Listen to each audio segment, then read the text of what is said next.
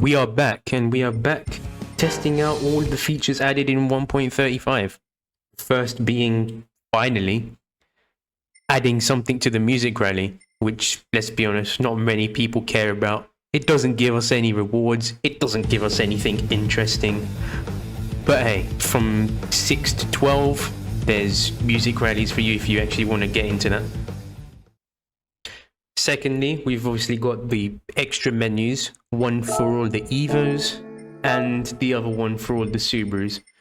I guess it's worth doing because you get a 4-star out of it, but as we know, tickets are broken, and now obviously we have engine swaps and parts available to those at 50. So is it really worth doing? Not really, but if you're collecting all your cars, you might as well buy the 2 cars that are in the dealership, which we'll get to soon. Lastly, out of the main points, we've got the 3 new events. Unfortunately, no tracks again. It's kind of getting boring, which is why I took a bit of a break off this game. It was just getting boring grinding Sardinia and Le Mans and all that sort of stuff. But we got 2 Japanese 600 events, 4-wheel drive events. One's at Fisherman's Ranch, and the other one I believe was at Red Bull Ring, which you'll see later. And then you got a hypercar parade at arguably the worst track in the game, St. Croix, one of the layouts, the really long one, which is like 3.5 minutes. And apparently that's to showcase the Valkyrie, which we'll see in a moment. But I didn't actually use footage on that race because I hate that track with a passion, and I don't think I'm the only one who hates that track. But yeah, 3 new events, nothing to moan about, just a one and done sort of thing. No money grinding for it, no nothing. And now on to the reviews for the cars. First up, we got the Valkyrie, obviously the most expensive car on the list at 4 million credits. It's a bit of a strange car, to be honest, because it's like a Group 1 prototype vehicle, but it doesn't drive like one.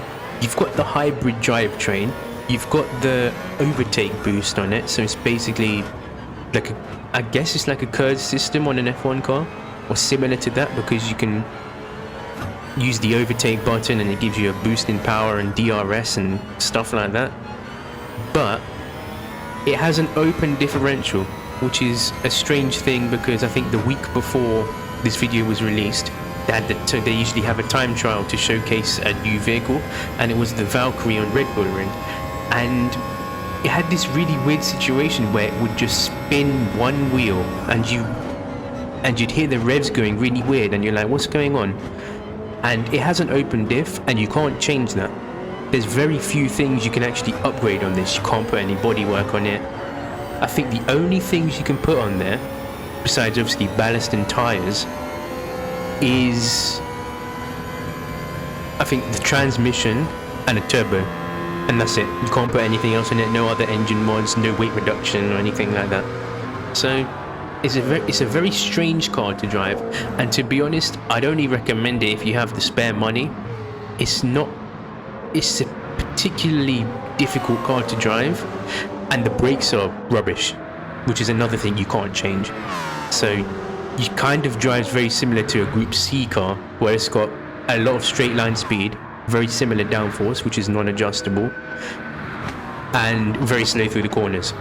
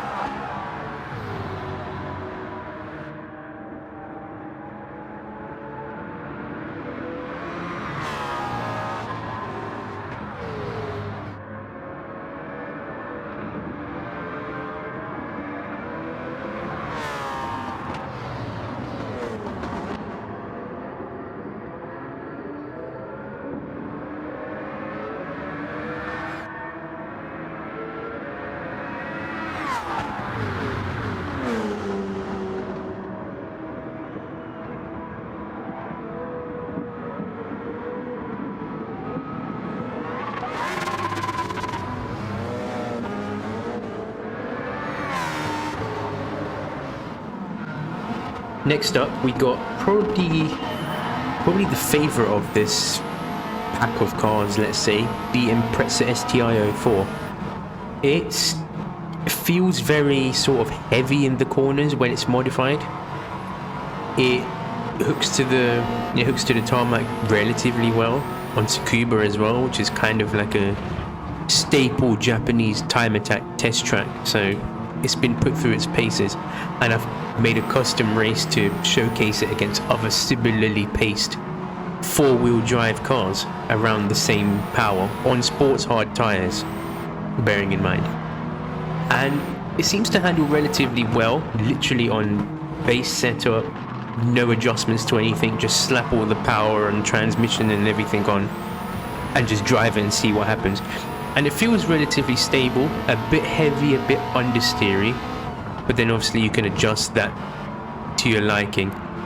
Funnily enough, fun fact, this car stock, you can adjust the front rear torque split without putting the differential in, which is actually pretty fun. I don't know if that's exclusive to this Subaru or other ones in the game and I haven't noticed, but that's something to figure out, I guess, at some point in the future. About 530 horsepower and a lot of torque. This somehow is a very, very torquey engine, almost has more torque than a C7 Corvette, which I'm like, okay. But you can make that even more with the lower RPM turbochargers. It handles okay. You can buy this car both in the used dealer and in Brand Central, so you can buy a new one or a used one depending on how skint you are. And yeah, I guess enjoy the rest of the laps at Tsukuba.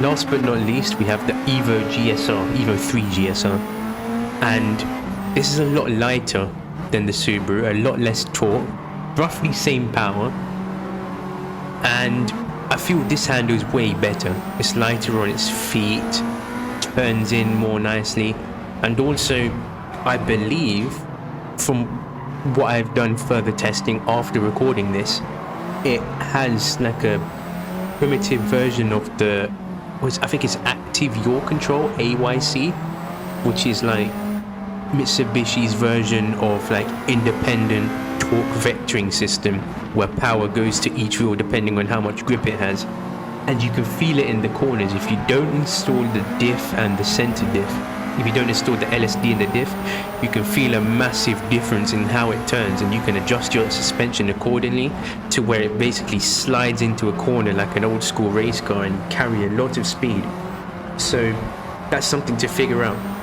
Also considering you lose like 30 performance points if you install the diff and the center diff, I think it's worth playing around with the stock diff and adjusting the suspension accordingly to see how you feel, and then have another tuning sheet with the diff and the center diff and see how you feel. But personally, I prefer it with the stock diff and none of the manual torque vectoring, because theoretically it should automatically torque vector as you turn through the corner. But this is a preliminary version of it because obviously they improved the design onto the Evo 8. Arguably, I think peaking with the Evo 8, which is obviously not in the game for some strange reason, and I don't think the Evo 10 did much rallying as far as I'm aware, because it was like vastly different from the original recipe of the car.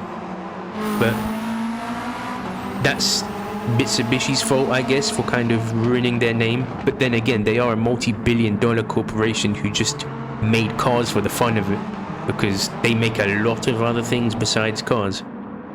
So lastly, and most importantly, we've got the engine swaps. Unfortunately, there's only one new engine to the game and 2 existing engines going into new cars. So for the new engine, we got the RB26, very famous engine out of the Skyline series. This one particularly from the R34 goes into the Z33 chassis.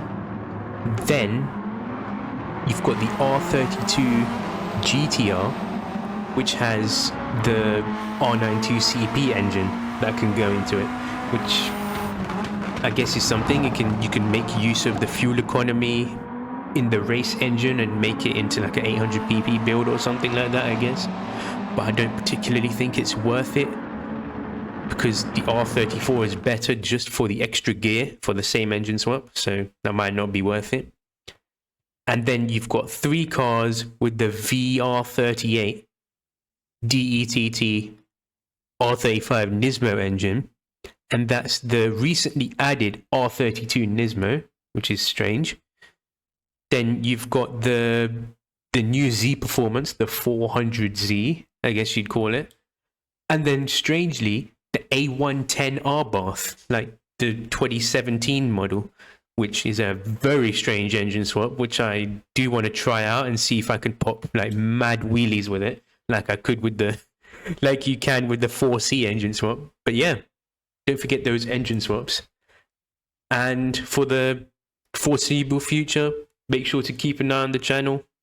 Like, subscribe, comment down below what tunes you want me to post, because I'm trying to make this more active. Now that I've had a good break off the game, I can finally spend some time into posting stuff that you actually want. So let me know in the comments, and I'll see you in the next video.